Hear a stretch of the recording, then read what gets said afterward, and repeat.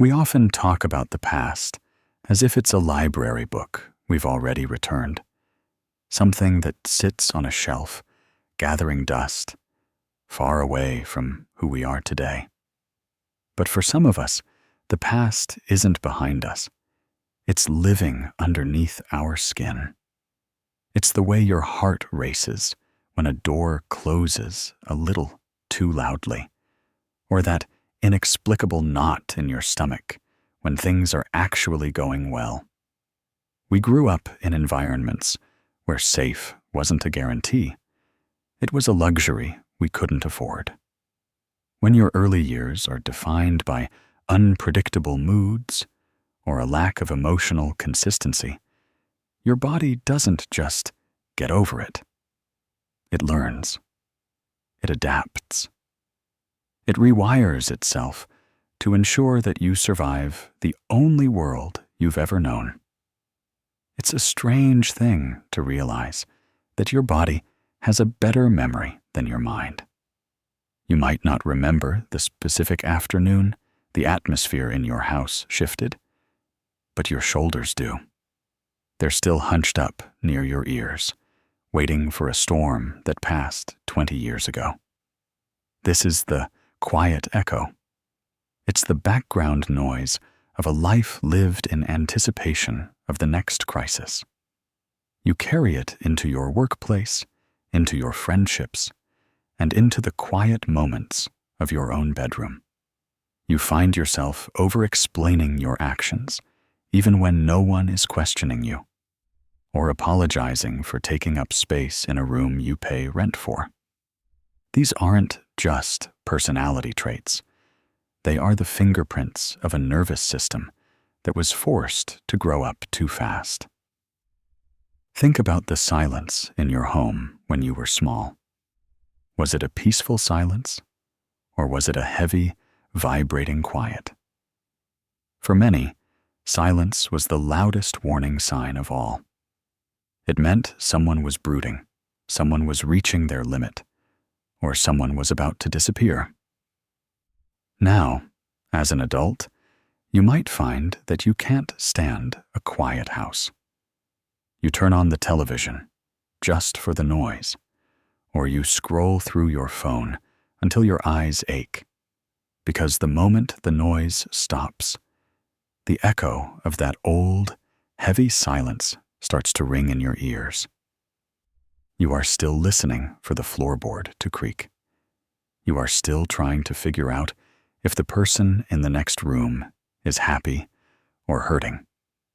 Because back then, their mood determined your safety. We carry this echo into how we handle kindness, too. When someone is genuinely nice to you, does a part of you immediately wonder about what they want? Do you look for the hidden catch? That's the echo telling you that free things always come with a debt, and that love is something you have to earn through perfect behavior or constant service. You were taught that you were only as valuable as the peace you could maintain for others. So now, even when you are surrounded by people who truly care for you, you feel like an imposter. You feel like if you stop performing, if you stop being the helpful one or the funny one, the floor will give way. It is exhausting to live inside an echo. It's like trying to listen to a new song while a siren is blaring in the distance. You want to be present. You want to enjoy the meal in front of you, the sunset outside your window, or the person holding your hand. But your nervous system is still back there, checking the perimeter. It's still making sure the exits are clear. It's still reminding you that once, a long time ago, the person who was supposed to protect you was the one you needed protection from. Carl Jung once noted, "The heavy burden of all the things that have not been lived stays with us." For many of us, what wasn't lived was a childhood where we were allowed to simply exist without being hyper-aware. We missed the chance to be messy, to be loud, and to be wrong without consequence.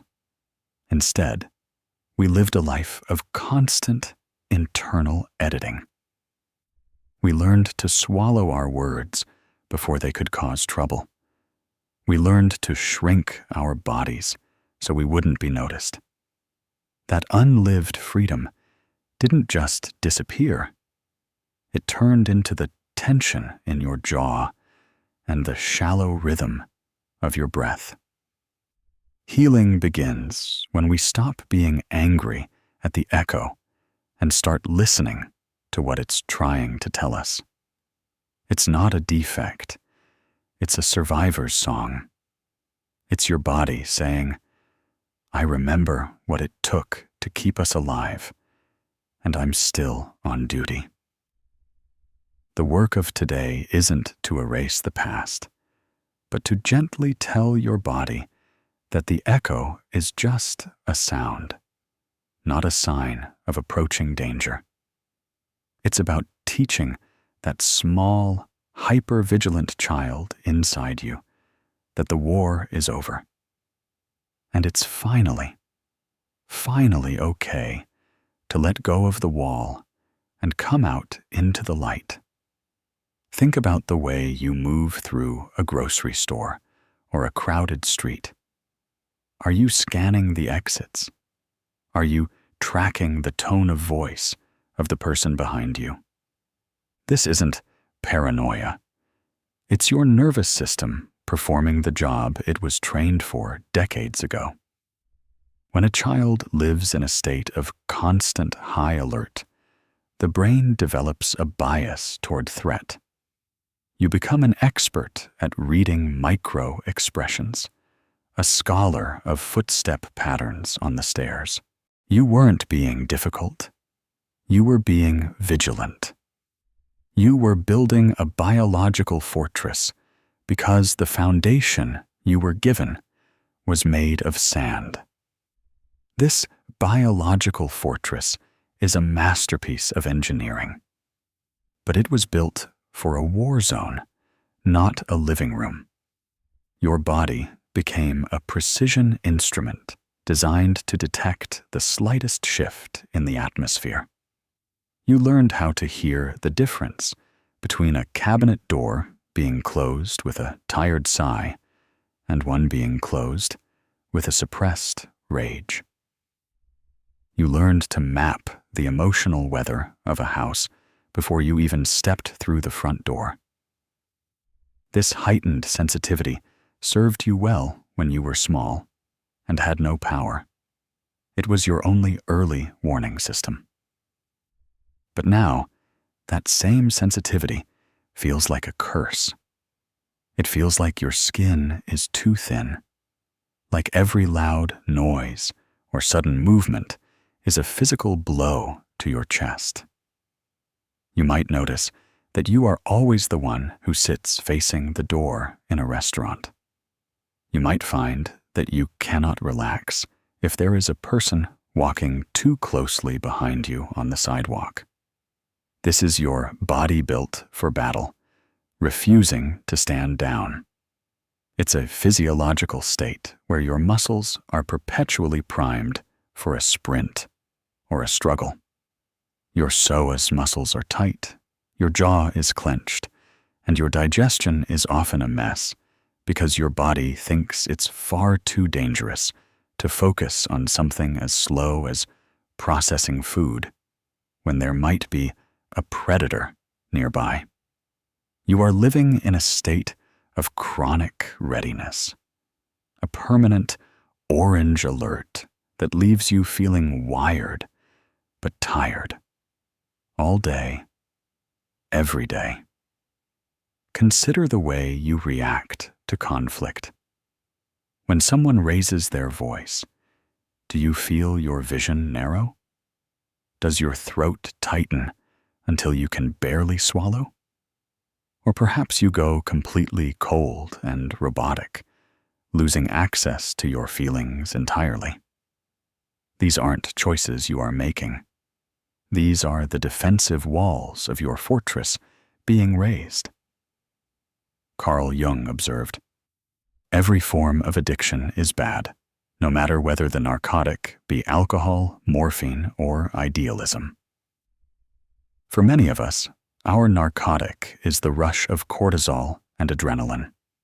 We are addicted to the stress response because, for a long time, that rush was the only thing that kept us sharp enough to stay safe. We don't know how to exist without the armor, because we've forgotten what it feels like to just have skin. The tragedy of this battle-ready body is that it struggles to distinguish between a genuine threat and a simple moment of human imperfection.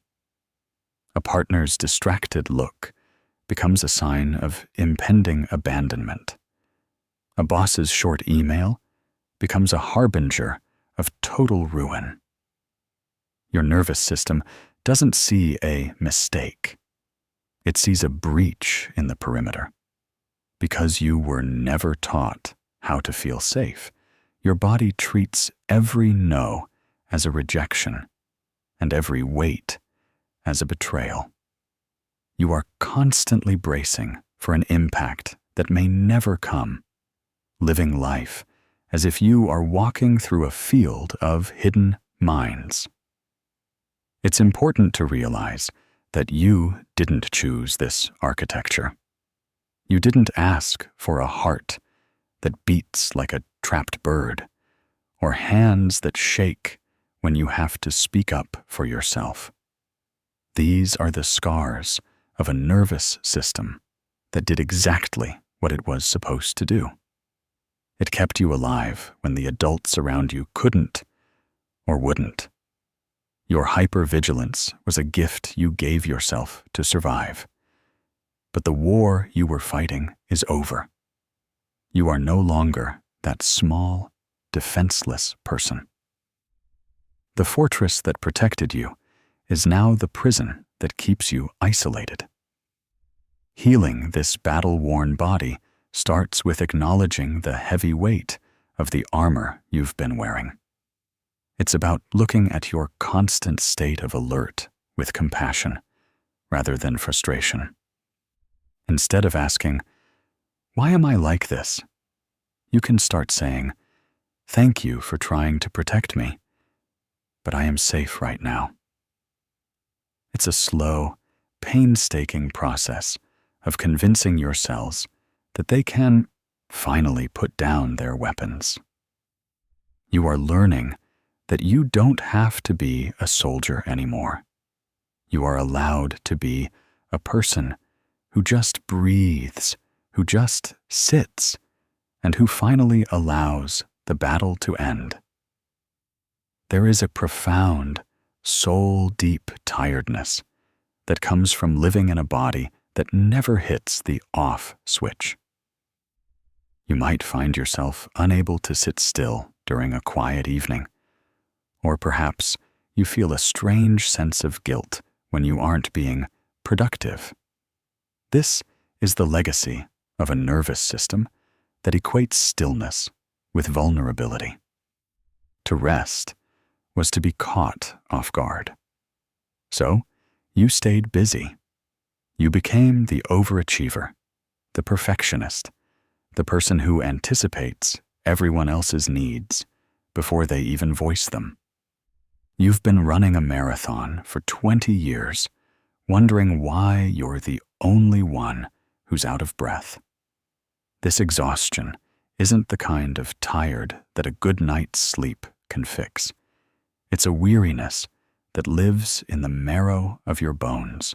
It's the result of your brain constantly running threat simulations in the background, like a computer with too many programs open, draining the battery until it's dangerously low.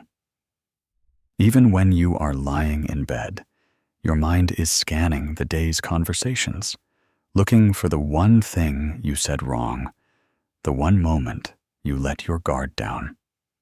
You are performing a constant audit of your own existence, trying to ensure that you haven't left any openings for criticism or chaos. You aren't just living, you are managing a crisis that hasn't even happened yet. Think about the physical toll of this high alert state. It's the tension headache that arrives every Tuesday at 3 p.m. because you've been holding your breath since Monday morning. It's the way your legs feel heavy, like you're walking through deep water, because your muscles have been tensed for a fight or flight response that never actually comes. You are burning through your life force just to maintain a baseline of okay. When people ask you how you are, you say fine or just busy, because explaining the magnitude of your internal fatigue feels like too much work. You are a human being, but you've been functioning like a security system, always on, always watching, always waiting for the alarm to trip.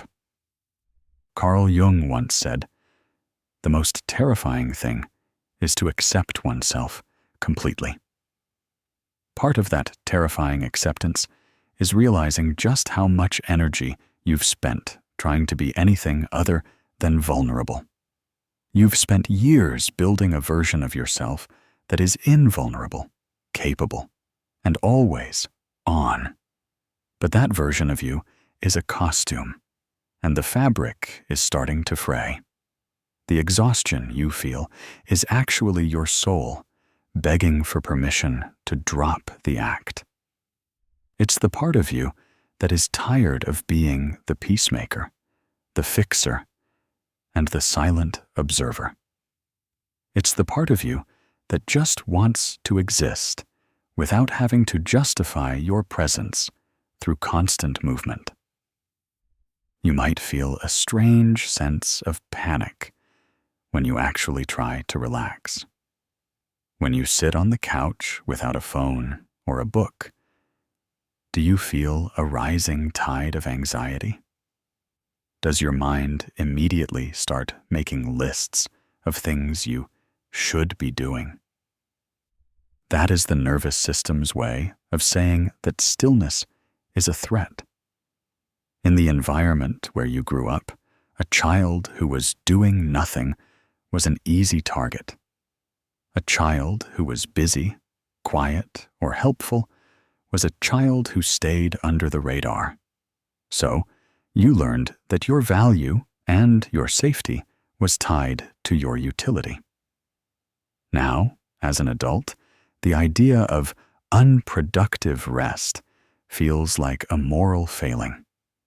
You are exhausted because you have forgotten how to be human without being useful. This exhaustion also shows up in your relationships. You are the one who tracks the moods of everyone in the room. You notice when a friend's smile doesn't reach their eyes, or when your partner's voice has a slightly sharper edge than usual. You take that information, and you begin to work. You try to fix it. You try to soothe them. You try to be more of whatever they need. You are carrying the emotional weight of the entire room. And then you wonder why you feel so drained after a simple social gathering. You aren't just socializing. You are performing emotional labor to ensure the environment stays safe for you to exist in. Healing this deep exhaustion isn't about finding a new hobby or a better sleep schedule. It's about learning to trust the silence. It's about teaching your nervous system that the off switch is not a trap. It's a slow, gentle process of acknowledging that you are allowed to be tired. You are allowed to be unproductive. You are allowed to take up space without providing a service in return. It's about looking at your weary self with the kindness you've always given to others and saying, "You've done enough. You can stop running now. The world will not fall apart if you close your eyes for a moment. Carl Jung once wrote, "I am not what happened to me.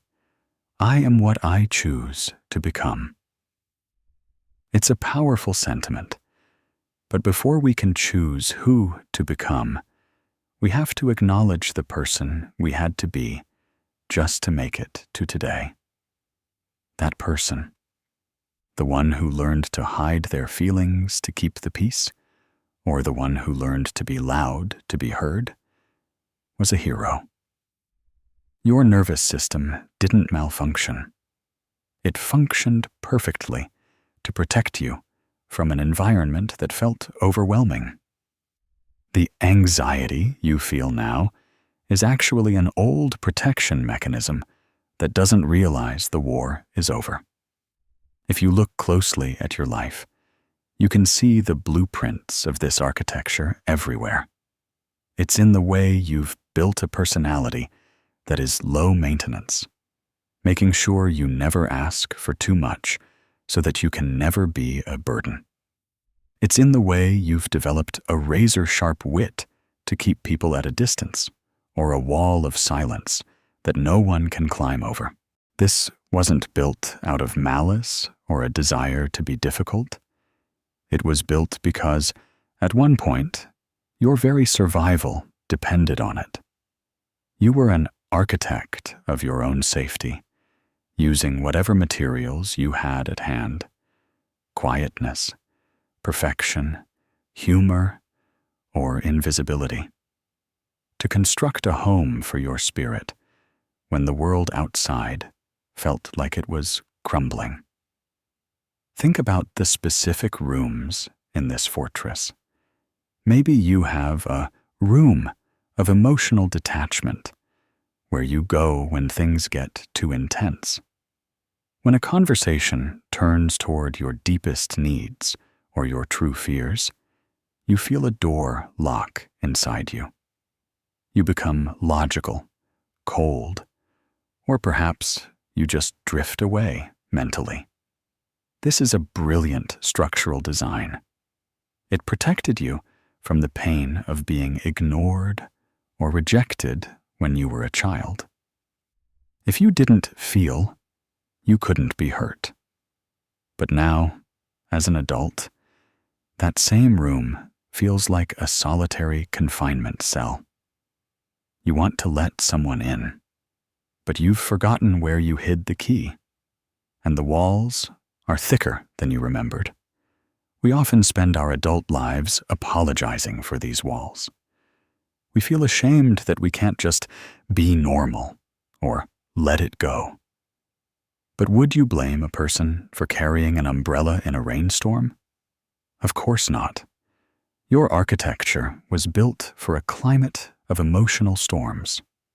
The tragedy is that now the sun is out, but you are still walking around in heavy boots and a raincoat, wondering why you feel so hot and restricted.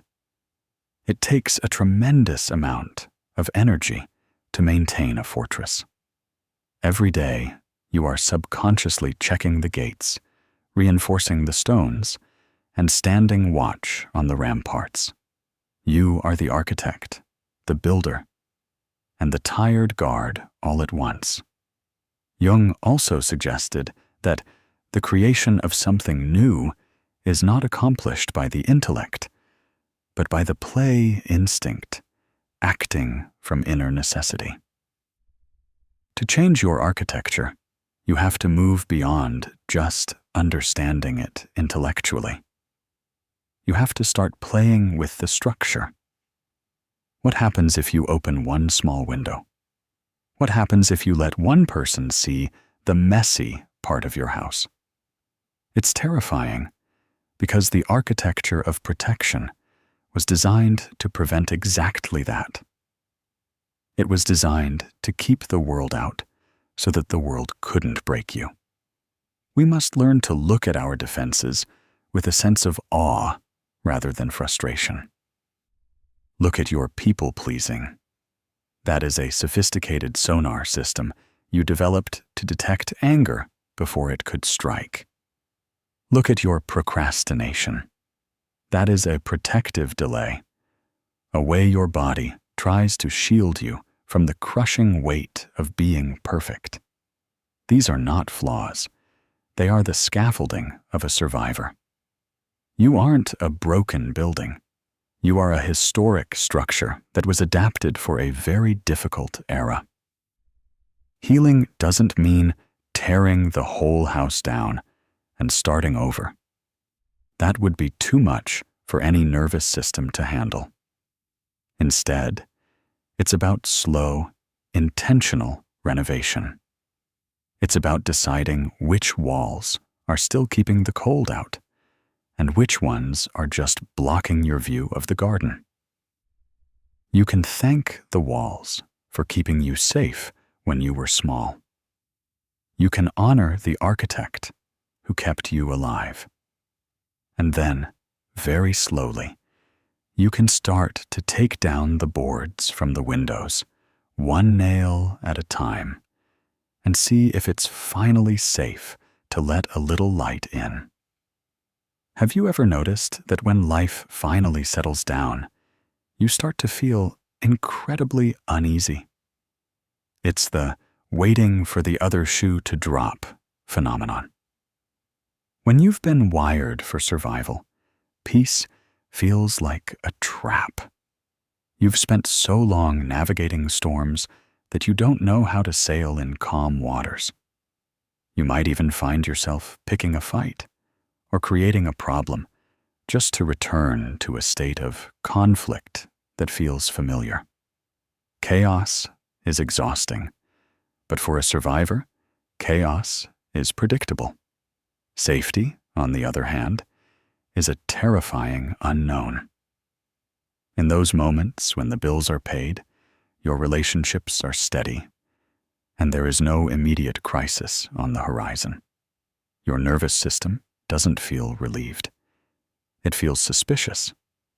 It's like being a scout in a forest that has suddenly gone silent. You don't think, how peaceful. You think, what is hiding in the bushes? For a child who grew up in an unpredictable environment, okay was often just the eerie stillness before a blowout. You learned that happiness was a target, and that letting your guard down was an invitation for life to hit you harder. So, even now, when joy shows up, you meet it with a clenched jaw and a bated breath. Think about the physical sensation of a Sunday afternoon with nothing to do. For many, this should be the pinnacle of relaxation. But for you, the lack of a problem to solve feels like a loss of signal. You might feel a buzzing in your limbs, a sudden urge to clean the entire house, or a need to check your emails for a disaster. You are looking for a fire to put out because you only feel real when you are firefighting. In the absence of an external threat, your brain will often manufacture an internal one. You'll start ruminating on a mistake you made 3 years ago, or worrying about a health issue that doesn't exist. Anything is better than the vulnerability of being okay, because okay feels like being defenseless. Carl Jung once said, "The pendulum of the mind alternates between sense and nonsense, not between right and wrong." When we are stuck in this survival loop, our sense tells us that safety is a lie. We feel like we are constantly walking on a frozen lake, waiting for the crack to appear beneath our feet. We don't trust the ice, no matter how thick it is, because we remember the time we fell through when we thought it was solid. This makes it incredibly difficult to be present in beautiful moments. You might be at a dinner with people you love, but you aren't really there.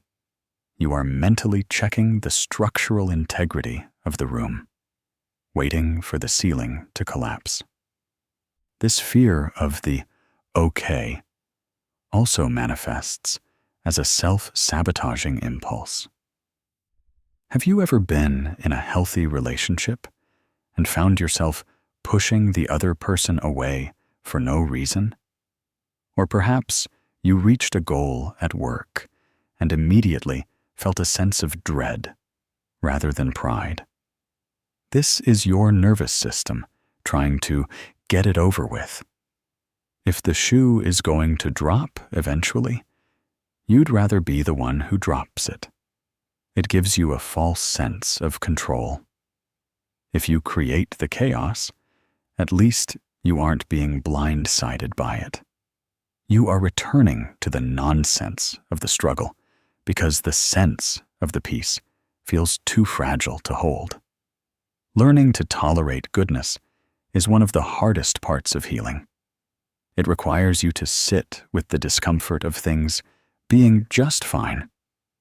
It means noticing the urge to create a problem and gently saying to yourself, I am allowed to have a boring day. I am allowed to be happy without a tax being collected later. It is a slow process of desensitizing yourself to peace. It's about teaching your body that it doesn't need to be fueled by adrenaline to be alive. We have to realize that our suspicion of safety is just a ghost of our history.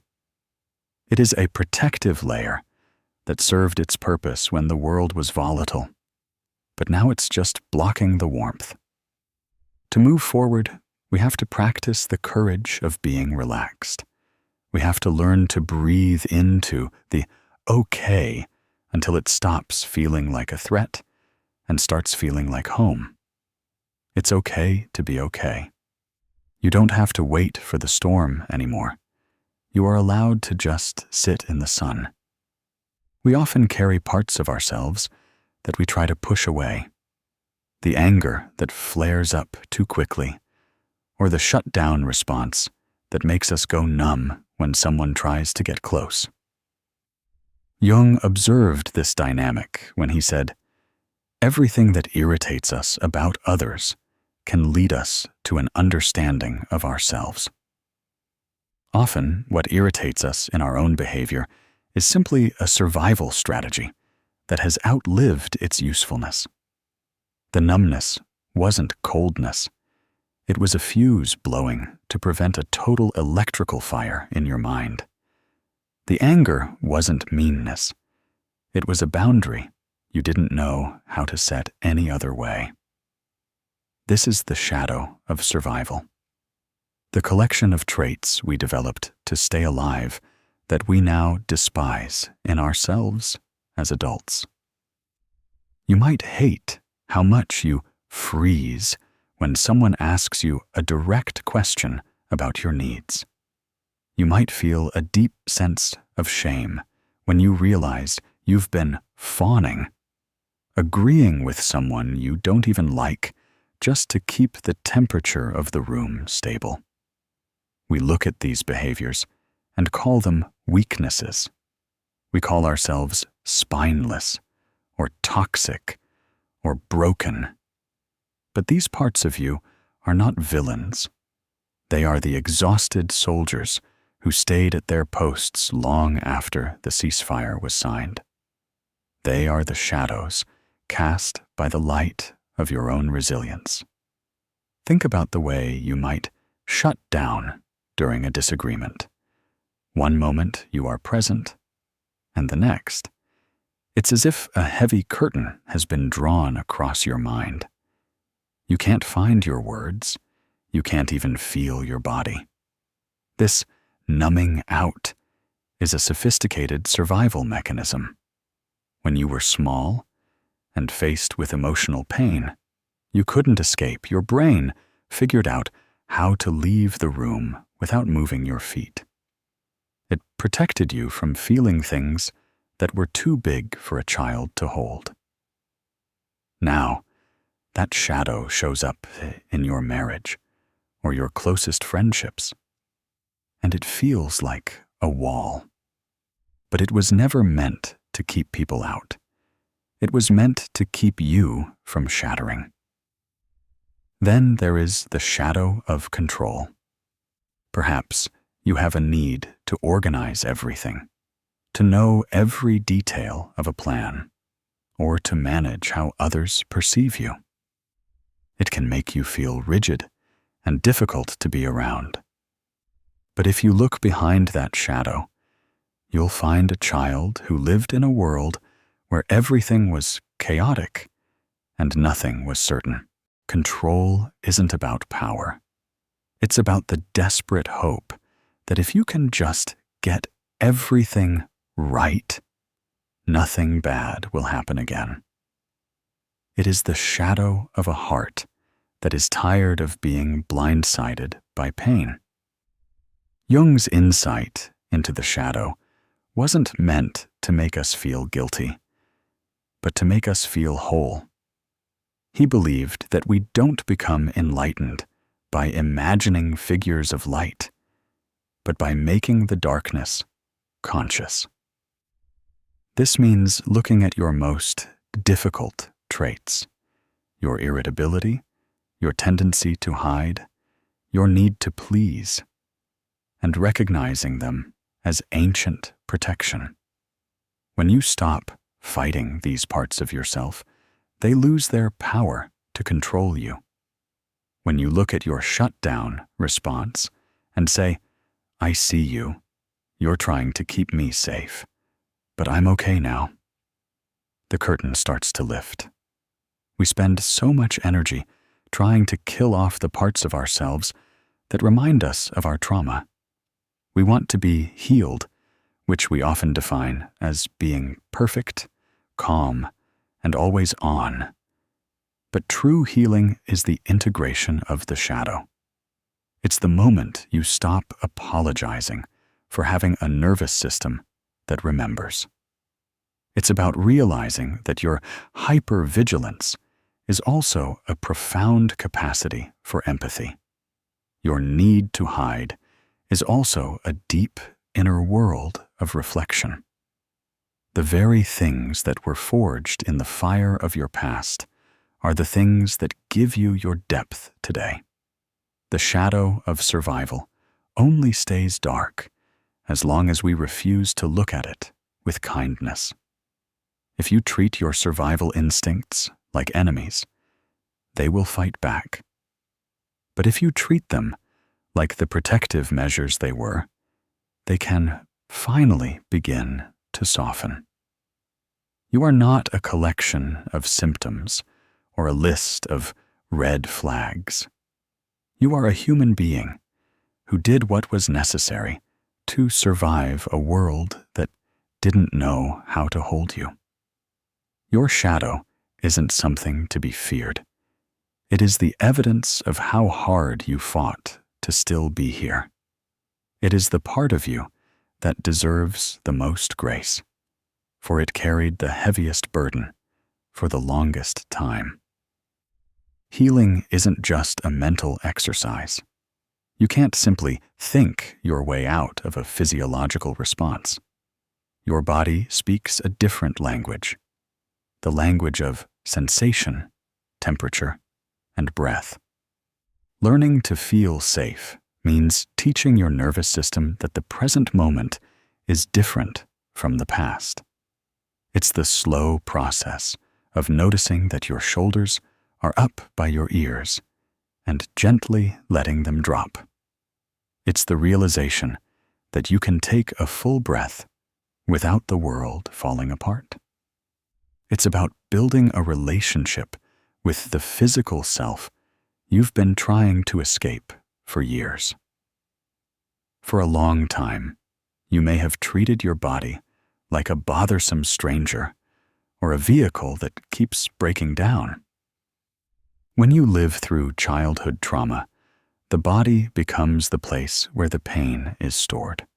So it makes sense that you tried to move upstairs into your head. You became a person of thoughts, logic, and analysis because being in your body felt like standing in a house on fire. But your mind can be tricked. Your body cannot. Your mind can tell you, "I'm fine," while your hands are shaking and your chest is tight. To heal, you have to stop trying to silence these sensations and start trying to translate them. This translation begins with the smallest, most quiet observations. It's noticing the way your stomach twists when a certain person walks into the room. Not because you've thought of a reason to be nervous, but because your gut is signaling a lack of safety before your brain has even processed their face. It's noticing how you stop breathing when you're checking your bank account or waiting for a text back. This is your body's native tongue. It doesn't use words like abandonment or instability. It uses a racing pulse, cold hands, and a heavy limbs. Carl Jung understood this deep connection when he said, "The body is merely the visibility of the soul, the psyche, and the soul is the psychological experience of the body." If we ignore the body, we are ignoring the very place where our history is written. You might have spent years in talk therapy explaining the why of your life, but if your nervous system still thinks it's 1998 and the environment is hostile, all the why in the world won't stop the panic. Learning the language of the body means moving from "why am I feeling this?" to "where am I feeling this?" It's the shift from analyzing the fire to feeling the temperature of the room. Imagine what it would be like to actually trust your physical self. For a survivor, the body often feels like a traitor. It's the thing that froze when you wanted to fight, or the thing that gave you away when you wanted to hide. But your body wasn't betraying you. It was trying to save you with the only tools it had. Learning its language means offering it a peace treaty. It's sitting in a chair and actually feeling the weight of your legs supported by the cushion. It's taking one deep, intentional breath into your belly and noticing that, for this 1 second, no one is attacking you. This process is often uncomfortable. When you start coming home to your body, you don't always find peace first. You often find the backlog of unfelt grief and stored up tension that you've been running from. You might feel a sudden wave of heat, a desire to cry, or a restless need to shake your limbs. This is the nervous system discharging the energy it's been holding for decades. It's a sign that the rewiring is happening. Your body is finally clearing out the old files to make room for the present. As you learn this language, you start to develop a new kind of authority. You no longer have to wait for a mental breakdown to know you're stressed. You can feel it in the way your jaw clenches, and you can choose to soften it right then. You no longer have to wonder why you're exhausted. You can feel the high alert hum in your nerves and choose to take a walk or sit in the dark. You are becoming a diplomat between your mind and your skin. You are teaching your body that you are a safe person to live with. You are proving to yourself, heartbeat by heartbeat, that the danger has passed and it is finally safe to settle back in. To move from survival to living, we have to face the one thing we were taught to avoid at all costs: vulnerability. In a survival-based childhood, being seen was often dangerous. If they saw you crying, they could mock you. If they saw you succeeding, they could take it away. So, you learned to be a chameleon. But as Jung wisely noted, the privilege of a lifetime is to become who you truly are. To become who you are, you have to risk being seen. You have to allow the possibility of connection, even though your nervous system is screaming that it's a risk. For someone whose nervous system was rewired by early trauma, vulnerability doesn't feel like openness. It feels like exposure. It feels like standing in an open field during a lightning storm with no shelter in sight. To be vulnerable is to drop the shield you've carried since you were 6 years old. And that shield is heavy because it is made of everything you used to stay safe. Your silence, your perfectionism, your habit of anticipating what others want, so they never have a reason to be angry with you. Choosing to be vulnerable isn't just a nice idea. It is an act of profound, terrifying bravery. It is the decision to stop being a fortress and start being a human being. Think about the small moments where this courage is required. It's the moment you feel a lump in your throat during a conversation, and instead of swallowing it down and cracking a joke, you let your voice tremble. It's the moment you tell someone, "I'm actually not okay today," instead of giving the practiced, polished, "I'm fine," that protects you from being a burden. These moments are the front lines of your healing. Every time you allow yourself to be seen in your messiness, in your not knowing, or in your genuine need, you are performing a radical act of self-reclamation. You are telling your nervous system that you are strong enough to handle the consequences of being real. We often mistake invulnerability for strength. We think that if we never show a crack, we can never be broken. But a life without cracks is also a life without light. Carl Jung spoke to this when he mentioned that the most intensive conflicts, if overcome, leave behind a sense of security and calm that is not easily disturbed. This security doesn't come from avoiding the conflict of vulnerability, but from moving through it. When you finally share a piece of your true self with someone, and the world doesn't end, when they meet your gaze with kindness rather than judgment, the old wiring in your brain begins to spark and change. You realize that the danger was a memory, not a current reality.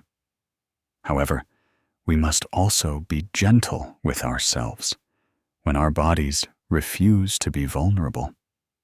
There will be days when you want to open up, but your chest tightens and your mind goes blank. That is not a failure. That is your body built for battle, still trying to protect you. The courage to be vulnerable also includes being vulnerable with yourself about how scared you are. It's about looking at your own fear and saying, "I see you. I know why you're here. It makes sense that we want to hide." You cannot force openness. You can only cultivate an environment where it feels safe enough to emerge. Vulnerability is also the courage to admit that you want more than just survival. It is admitting that you want to be loved, not just needed. It is admitting that you have dreams that have nothing to do with making other people comfortable. For a child who was rewired for survival, having personal desires felt like a liability. To be vulnerable is to reclaim your right to want things for yourself. It is the process of peeling back the layers of who I had to be to discover the person who was there all along. The one who is sensitive, perhaps a bit raw, and deeply capable of connection. As you step into this courage, you will find that the walls you built to keep the pain out were also keeping the joy out. By risking the exposure of vulnerability, you are finally allowing yourself to be touched by the goodness of life. You are moving from a state of constant defense to a state of engagement. It is a slow, quiet revolution. You are no longer just a survivor of your past. You are the inhabitant of your present. And in the soft, unprotected spaces of your heart, you are finally finding the room to grow. The beauty of the human brain is its plasticity, its ability to change, even after years of being so in its ways. Every time you choose to stay present instead of running away, you are laying down a new path. Every time you offer yourself the compassion you didn't receive as a child, you are repairing the circuit. This isn't about fixing yourself because you aren't broken. You are a masterpiece of adaptation. You are simply learning to use your energy for building something new, rather than just defending what's left.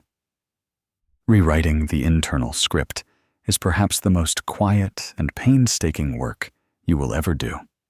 It happens in the split second between a thought and a reaction. It's that moment when a mistake happens. Maybe you spill a glass of water or miss a deadline, and the old script screams, "You are a failure. You are in trouble. You are worthless." Rewriting means pausing, taking a breath, and whispering a new line. It was just an accident. I am safe. I can handle this. It sounds simple, but for a nervous system wired for survival, this is a revolutionary act. You are essentially arguing with a ghost, and every time you choose the kinder word, the ghost gets a little bit quieter. We have to understand that the script we carry wasn't written by us. It was dictated to us by the people and the circumstances of our youth. We were the scribes, dutifully taking notes on how to survive. We wrote down that being quiet is good, that having needs is selfish, and that being perfect is required. Carl Jung observed that until you make the unconscious conscious, it will direct your life, and you will call it fate. For too long, you've been calling your survival script fate. You've been saying, "This is just how I am," when in reality, this is just how you were taught to be. Making it conscious means looking at those old, yellowed pages and realizing that you are now the one holding the pen. As you begin to rewrite, you might feel a strange sense of grief. It is the grief of realizing how much of your life was lived according to someone else's rules. You might feel angry that you had to learn to be so small or so loud just to stay safe. This is a natural part of the process. You are mourning the person you could have been if you had felt safe from the start. But the incredible thing about the human spirit is that it's never too late to begin a new chapter. You aren't erasing the old pages. They are a part of your history. But you are deciding that they no longer get to dictate the ending. Rewriting the script also means changing the way you talk to your body. Instead of being frustrated with your anxiety, you start to speak to it like a worried friend. When your heart starts to race, instead of thinking, "What is wrong with me?" the new script says, "My body is trying to protect me because it remembers being hurt. But I am an adult now, and I am safe." This shift in dialogue changes the very chemistry of your brain. You are moving from a state of internal civil war to a state of internal alliance. You are becoming the parent to yourself that you always needed, the one who is patient, the one who is steady, and the one who doesn't leave when things get messy. It takes time for the ink to dry on these new lines. There will be days when the old script is so loud that you find yourself falling back into old patterns before you even realize it. That's okay. The goal isn't to never mess up. The goal is to notice when you do and gently lead yourself back to the new path. You are building a new internal architecture, brick by brick, word by word. You are teaching yourself that you are worthy of grace, that your voice matters, and that you no longer have to perform for your right to exist. This is the work of a lifetime, but it is the most rewarding work there is. With every new sentence you write, you are reclaiming a piece of your soul. You are moving away from the survival version of your story and moving toward the thriving version. You are learning that the past may have rewired you, but the present is where you do the work of reconnecting. You are the author now. You get to decide what happens next. You get to decide that the story doesn't end in fear. It ends in freedom. Safe isn't a place you arrive at. It's a feeling you cultivate, one small moment at a time. It's the morning you wake up and don't immediately check for danger. It's the conversation where you speak your truth and your heart stays steady. It's the quiet realization that you are no longer that helpless child, and you have the power to protect yourself now in ways you couldn't back then. You are learning to breathe. You are learning to stay. You are finally, after all this time, learning that it is okay to be here. The first real breath of safety feels different from any breath you've taken before. It's not the shallow, frantic sip of air you take when you're running. It's a deep, expansive unfolding that reaches all the way down to the places you've kept tightly guarded. For years, your breathing was a utility, a way to keep the machine running while you scanned the horizon. But when safety finally begins to take root, breathing becomes an act of belonging. You are no longer just visiting this world or hiding in its shadows. You are taking up your rightful space within it. Think about what it means to truly stay in your own life. For a survivor, the instinct is always to leave, if not physically, then mentally or emotionally. We are masters of the exit strategy. But safety is the courage to remain. It's sitting in the stillness of a quiet room and not feeling the need to fill it with noise or worry. It's looking at a person who loves you and actually letting that love land, rather than letting it bounce off your armor. It's the moment you realize that your worth isn't tied to your vigilance. You are allowed to be off duty. You are allowed to let the perimeter guards go home. Carl Jung once said, "I am not what happened to me. I am what I choose to become." In this final stage of rewiring, what you are choosing to become is someone who is grounded. You are choosing to believe that the floor beneath you is solid and that the air around you is clear. This doesn't mean the world has become perfect or that you will never face another challenge. It means that your internal home, the space inside your own skin, is finally a sanctuary rather than a battlefield. You have moved from a life of, "If I survive this," to a life of, "How do I want to live this?" This first breath of safety often comes with tears, and those tears are a sacred release.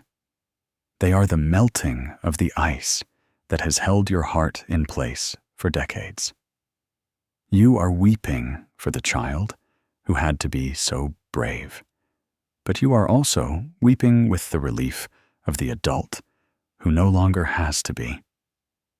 You are realizing that you survived the impossible, and the reward for that survival is the quiet, simple beauty of the present. You are learning that you can trust your own hands to hold you and your own heart to guide you. You might find that you start to notice things you never saw before. The way the light hits the floor in the afternoon, the specific texture of your favorite sweater, or the genuine sound of your own laughter. When you aren't spending all your energy on defense, you finally have the bandwidth for wonder. This is the ultimate goal of healing, not just the absence of pain, but the presence of life. You are moving from a black and white world of threat and safety into a full color world of experience and connection. As you move forward, remember that this breath is always available to you. On the days when the old echoes get loud, or the architecture of protection tries to rebuild itself, you can always come back to this simple, physical truth. You are here. You are breathing. The danger has passed. You have done the hard, brave work of reclaiming your nervous system. And now you get to inhabit the peace you've built. You are not just a survivor. You are a person who has come home to themselves. Take another breath. Feel your feet on the ground. You are safe. You are whole, and you are finally free to just be.